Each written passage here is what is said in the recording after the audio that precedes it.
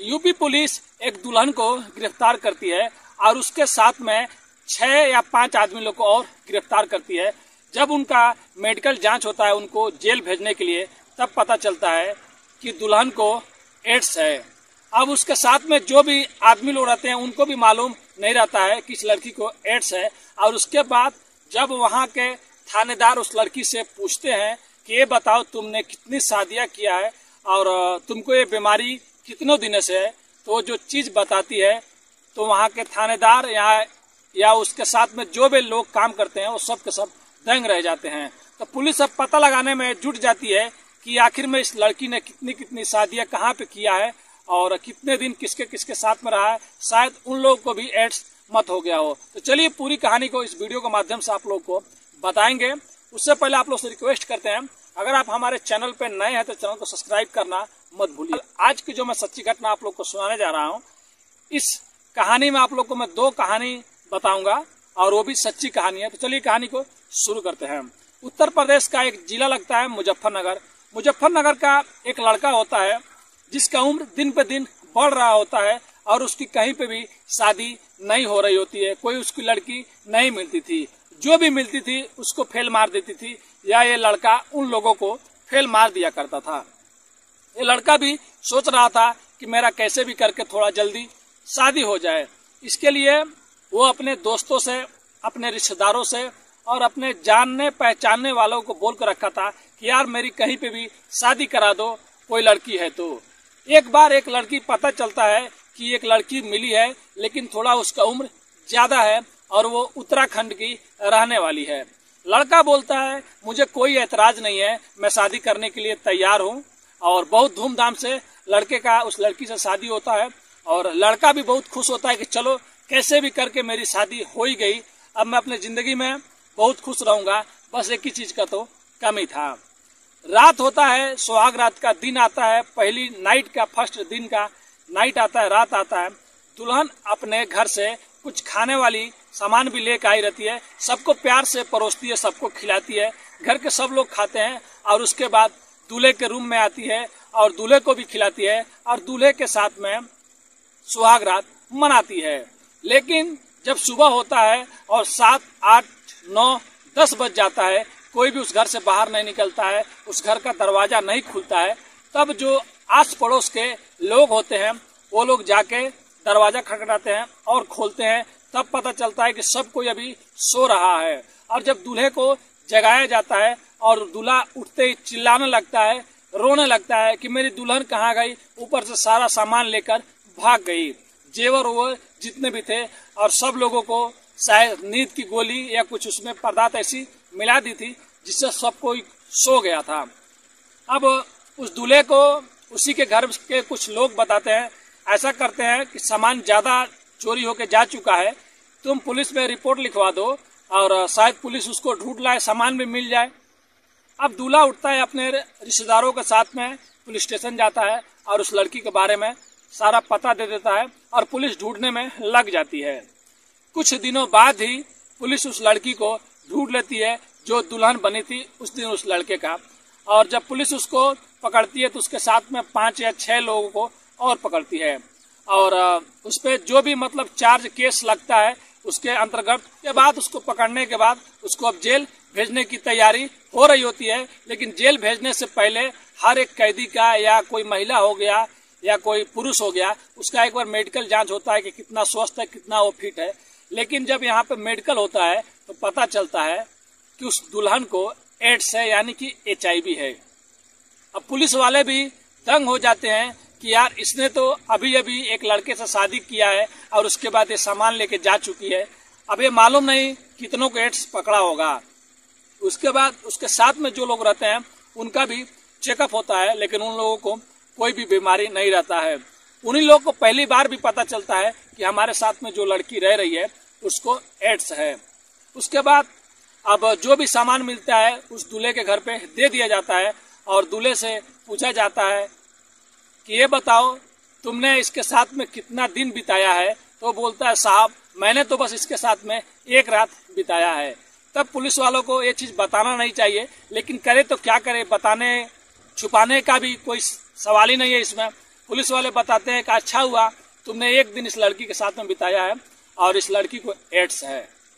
अब दूल्हा तो और डबल झटका उसको लगता है कि एक तो शादी भी कैसे हुई, उसके बाद लड़की के साथ में जिसके साथ में मैं मतलब स्वागत मनाया उसको भी एड्स है। फिर उस लड़के का भी जांच होता है लेकिन वो बेचारा फिट रहता है, उसको कोई प्रॉब्लम नहीं रहता है। लेकिन जब उसको जेल भेजा जाता है तो वहाँ के जेलर उससे पूछते हैं, ये बताओ तुमने अभी सडनली मतलब कुछ महीनों में तुम कितनी शादियाँ की हो? तो बोलती है लगभग 4-5 शादी अभी मैं हाल ही में करके और दूल्हे लोग को लूट के गई हूँ। अब पुलिस ये पता लगाने में जुट जाती है कि आखिर में 4-5 वो दूल्हे कहाँ के रहने वाले हैं और किसके किसके साथ में इसने रात बिताई है, क्योंकि उन लोगों को पता लगाना जरूरी है और उनका मेडिकल चेकअप कराना जरूरी है कि उन लोगों को भी कोई बीमारी तो नहीं पकड़ लिया है। अब उसके बाद उसको जेल में भेज दिया जाता है। उत्तर प्रदेश मुजफ्फरनगर का एक कहानी है। और दूसरी कहानी आप लोग को सुनाते हैं। पटना से एक ट्रेन चलती है जिसको भभुआ रेलवे स्टेशन पर लास्ट उसका स्टॉपेज रहता है, वहीं पे जाना होता है। और उसी में एक महिला बैठी रहती है जो बहुत बेहद खूबसूरत रहती है और हसीन रहती है। जब पटना से गाड़ी छूटती है और रास्ते में गई रहती है, अचानक बीच रास्ते में एक रेलवे स्टेशन आता है। वहीं पे 2 लड़के उतरते हैं और एक लड़का अपने दोस्त से बोलता है कि यार एक बोगी में देखा हूँ एक महिला बैठी हुई है और बहुत खूबसूरत है और देखने में भी बहुत फिट है, क्यों नहीं उसके साथ में कुछ मजा किया जाए। दूसरा वाला उसका दोस्त बोलता है ऐसी बात है अकेले बैठी है, तो बोलता है खुद चल के देख लो। फिर जल्दी जल्दी दौड़कर ट्रेन में वो लोग घुस जाते हैं और उसी डिब्बा में घुसते हैं जिसमें वो महिला बैठी रहती है। उसके बाद वो लोग दरवाजा बंद कर देते हैं और उस महिला के पास जाते हैं और उससे गलत गलत बातें करने लगते हैं। फिर उसके बाद उसके साथ में जबरदस्ती करने की कोशिश करने लगते हैं। वो लड़की चिल्लाती है और बोलती है कि मुझे जाने दो, ये सब पाप है, और अपने बारे में कुछ वो बताने की कोशिश करती है। लेकिन लड़का लोग उसका मुंह बांध देता है और उसको धमकी देता है, अगर तुमने कुछ भी चिल्लाया कुछ भी बोला तो तुमको ट्रेन से नीचे फेंक देंगे, तुमको जान से मार देंगे। अब महिला करती तो करती क्या, वो बेचारी अब खामोश हो जाती है। मजबूरी का उसका फायदा वो लोग उठाने लगते हैं और दोनों लड़के बारी बारी उसका रेप करते हैं, उसका शोषण करते हैं। एक के बाद एक करने लगते हैं, एक के बाद एक करने लगते हैं। लेकिन जैसे ही ट्रेन भभुआ स्टेशन पे पहुंचता है, जो लास्ट उसका स्टॉपेज होता है, तो आप लोग को भी मालूम होगा जब ट्रेन कहीं पे भी आके रुकता है जहाँ लास्ट उसका स्टॉपेज रहता है, तो एक बार जीआरपीएफ उसमें कुछ लोग चढ़ते हैं चेकअप करने के लिए, कोई सो तो नहीं रहा है, कोई इसमें गिर तो नहीं गया है, मतलब ट्रेन में देखने के लिए। अचानक चेकअप करने के टाइम ही पता चलता है चीखने और चिल्लाने की आवाज आ रही होती है साइड वाले डब्बे से, और तुरंत जीआरपीएफ के 3 लोग जो चेक कर रहे होते हैं वो दौड़ के, उसमें एक महिला भी रहती है, तीनों आदमी जाते हैं वहां पे और जाने के बाद दरवाजा खटखटाने लगते हैं क्योंकि दरवाजा अंदर से बंद रहता है। अब वो लोग वहां पे बोलते हैं कि पुलिस है, जो भी अंदर है चुपचाप बाहर निकल जाओ, नहीं तो अच्छा तुम्हारे लिए अब नहीं होगा। उसके बाद दरवाजा खुलता है और 2 लड़कों में से एक लड़का तो इतना तेजी से निकलता है कि पुलिस उसको नहीं पकड़ पाती है, लेकिन दूसरे को पुलिस धर दबोचती है और दबोचने के बाद उन लोग को जेल लेके जाती है और उस महिला को बाहर निकालती है। और महिला को बाहर निकालने के बाद उसको पानी पिलाती है और पूछते हैं वो लोग, क्या आप इन लड़कों को जानती हैं? तो वो बोलती है मैं नहीं जानती हूँ, ये लोग कौन है, और ये लोग ट्रेन में ही मिल गए थे।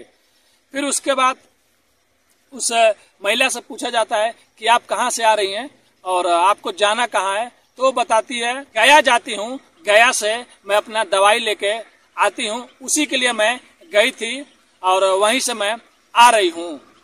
अब पुलिस वाले पूछते हैं किस चीज का आप दवा लाने गई थी? तो बोलती है कि मेरे को सर एड्स है, मेरे को HIV है।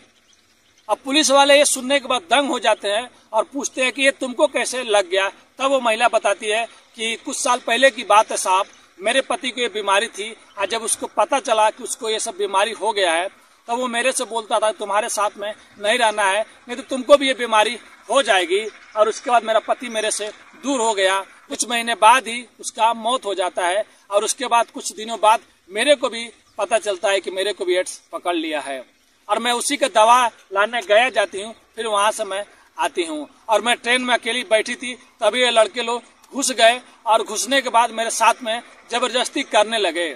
मैं इन लोग को बता रही थी कि मेरे को ये प्रॉब्लम है, ये बीमारी है, ये तुम लोग सही नहीं कर रहे हो। लेकिन ये लोग सुनने को तैयार ही नहीं थे और मेरे को मारने की, फेंकने की धमकी दे रहे थे और मेरे मुंह पे कपड़ा बांध दिए थे। अब पुलिस वाले सुनने के बाद चौंक जाते हैं पूरी कहानी। उसके बाद उस लड़के के पास जाते हैं और उस लड़के से पूछते हैं कि ये बताओ तुम्हारा दोस्त का क्या नाम है जो भाग गया। वो सारी बात बताता है। फिर पुलिस वाले बताते हैं कि तुम लोग कहाँ से इसका पीछा कर रहे हो। तब वो लड़का बताता है कि हम लोग एक अपने रेलवे स्टेशन पर उतरे थे, फिर इसको अकेला देखा, फिर इसके पास में गए और इसके साथ में हम लोग रेप किए।